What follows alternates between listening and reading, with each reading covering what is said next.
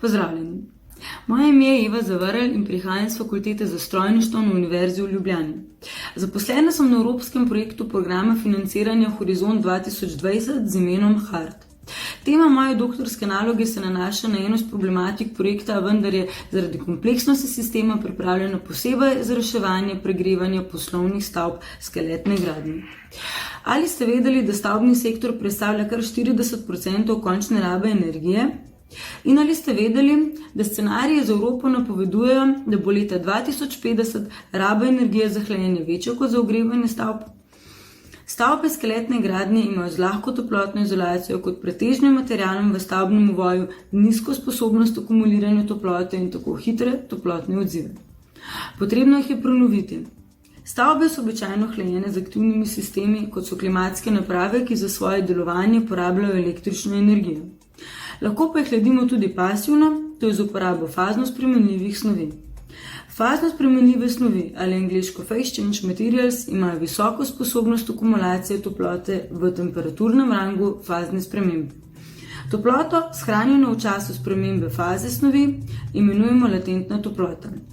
V praksi to pomeni, da v času dnevnega taljenja snov shranjuje odvečno toploto iz prostora, brez da bi višala lastno temperaturo in jo tako vzdržuje na želeni sobni temperaturi tališča.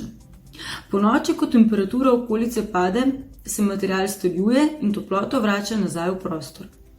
Snov izbrana za pričujoč sistem spreminja svojo fazo pri temperaturi 24 stopinj Celzija.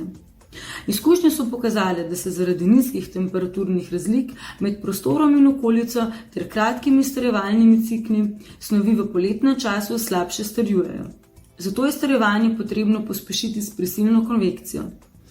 Za ta namen se v nočnem času za plošče vpihuje zrak iz prisotnega prezračevalnega sistema v stavbi, ko so cene električne energije nižje. Testna kabina za raziskovanje sistema je nameščena v Lyonu, v Franciji, na Univerzi INTP, kjer upravljam eksperimentalni del svojega doktorata. So, this is the experimental chamber, where the experiments are performed.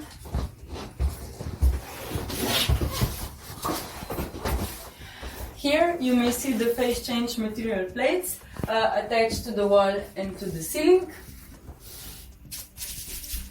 So in the daytime cycle, the plates are melted by the heat source in the chamber, and in the nighttime, they are solidified by the ventilated air gap.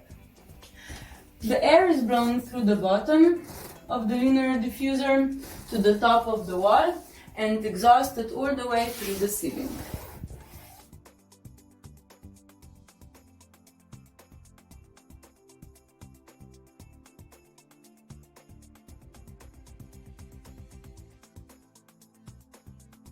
Lepo se vam zahvaljujem za pozornost in posluh, za morebitno vprašanje pa sem vam na voljo preko elektronskega naslova.